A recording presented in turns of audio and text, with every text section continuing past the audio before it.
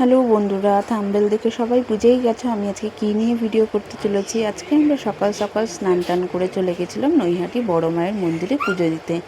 আমরা প্রথমে ট্রেন ধরে নিলাম, ট্রেনে করে আমরা চলে গেলাম চুঁচুড়া স্টেশনে। তো যাওয়ার পথে দেখো শেওড়াফুলি স্টেশনে দেখো কত ভক্তের সমাগম। আসলে শ্রাবণ মাস শুরু হয়ে গেছে, সেই জন্য সমস্ত ভক্তগণ শিবের মাথায় জল ঢালার উদ্দেশ্যে সবাই তারকেশ্বরে পুজো দিতে যায়। আমরাও যাচ্ছি নৈহাটি বড় মায়ের মন্দিরে পুজো দিতে। তো ট্রেনে আমাদের সাথে দেখা হয়ে গেল একটা ছোট্ট বন্ধুর সাথে। এই দেখো সেই ছোট্ট বন্ধুটি। তারপরে আমরা আমাদের গন্তব্য চুঁচুড়াতে নেমে গেলাম। চুঁচুড়া থেকে নেমে আমরা অটোয় করে ফেরিঘাটের উদ্দেশ্যে রওনা দিলাম। অনেক দিন ধরে ইচ্ছে ছিল বড় মায়ের কাছে যাব, কিন্তু ওই যে বড় মা না ডাকলে বড় মায়ের কাছে যাওয়া হয় না। আজকে সকাল থেকেই কালকে থেকেই আমাদের প্ল্যানিং ছিল আমরা আজকে যাব বড় মায়ের কাছে পুজো দিতে, কিন্তু সকাল থেকে উঠেই দেখি অনবরত বৃষ্টি হয়েই যাচ্ছে। যখনই বৃষ্টিটা অল্প থামলো আমরা আমাদের গন্তব্যের জন্য বেরিয়ে গেলাম।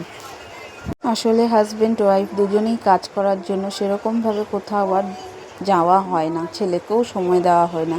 তো আজকে সানডে, ছেলেকেও সময় দেওয়া হলো, ওকেও একটু ঘোরানো হলো, সেই সূত্রে পুজো দেওয়াটাও হয়ে গেল।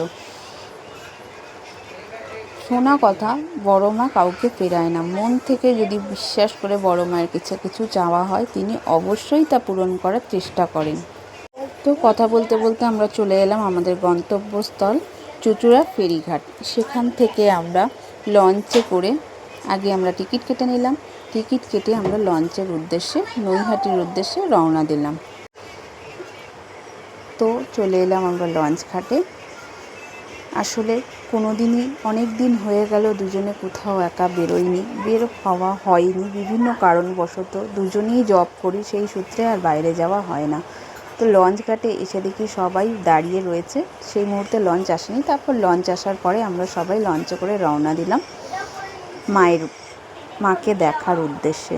তো যাওয়ার সময় গঙ্গার দৃশ্যটা সত্যি খুবই খুবই ভালো লাগলো। একটু সময় নিজেকে দেওয়াই যায় এইভাবে, কিন্তু কাজের ফাঁকে সেটা আর দেওয়া হয়ে ওঠে না। যাই হোক, তোমরা যারা যারা ভিডিও দেখছো তারা অবশ্যই বললো তোমরা সবাই নৈহাটি গেছো নাকি যাওনি। আমি তো এই প্রথমবার গেলাম। বিগত 2-3 বছর ধরে খালি আজকে যাব কালকে যাব এই করে যাচ্ছি, কিন্তু অবশেষে যাওয়ার হয়ে ওঠেনি। এই প্রথমবার আমি নৈহাটির বড় মাকে দর্শন করতে গেলাম। সত্যি দর্শন করে আমার মনটা ভরে গেল একদম। আবারও আসার ইচ্ছা রইল যদি বড় মা ডাকেন। অবশেষে আমরা লঞ্চ থেকে নামলাম। নেমে আমরা হেঁটে হেঁটে আগে একটু গঙ্গার জলটা মাথায় ছিটিয়ে নিলাম।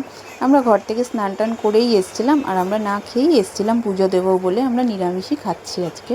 তো যাই হোক, আমরা একটু গঙ্গার জল ছিটিয়ে নিয়ে আবার মন্দিরের উদ্দেশ্যে রওনা দিলাম। প্রথমে আমরা একটা ডালা কিনে নিলাম, নিয়ে গেলাম মন্দিরের উদ্দেশ্যে। বিশ্বাস করো, এত ভালো করে আজকে পুজো দিয়েছি, আমি তো ভাবতেই পারিনি এতটা ভালো করে আমি পুজো দিতে পারবো। আমি দেখেছি ফোনে যে নৈহাটির বড় মায়ের মন্দিরে রোজই প্রায় প্রচুর ভক্তের সমাগম হয় আর প্রচুর ভিড় থাকে। সেই ভয় একটা ছিল পুজোটা ঠিক করে দিতে পারবো তো। যেহেতু সকাল থেকেই বৃষ্টি পড়ছিল, মনটা খুব খারাপও হয়ে গেছিলো। সকালবেলায় ভাবছিলাম আমি যেতে পারবো তো, বড় মা কি আমাকে ডাকছেন না, আমি কি কোনো ভুল করলাম, কেন আমি যেতে পারছি না বড় মায়ের কাছে। তো যাই হোক, অবশেষে আমরা পৌঁছে গেলাম বড় মায়ের কাছে। অবশ্যই তার ইচ্ছাতে, তার ইচ্ছা না থাকলে কোনো কিছুই সম্ভব হতো না।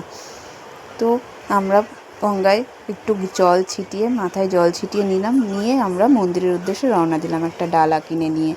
তো ভেতরটা দেখো কতটা ভিড়, কিন্তু এতটা ভালোভাবে যে আমরা পুজো দিতে পারবো আমরা সত্যি ভাবিনি। মায়ের মুখটা সবাই দর্শন করো, মা সবাইকে যেন ভালো রাখে, সুস্থ রাখে, এই আশাই করি। মাকে এই প্রথম আমি এতটা কাছ থেকে দেখলাম আর এত ভালোভাবে পুজো দিলাম। সত্যি মানে আমার মনটা পুরো শান্তি হয়ে গেল। অনেক কিছু চাইলাম মায়ের কাছে, মা যেন আমার সব আশা পূরণ করে, এটাই চাই।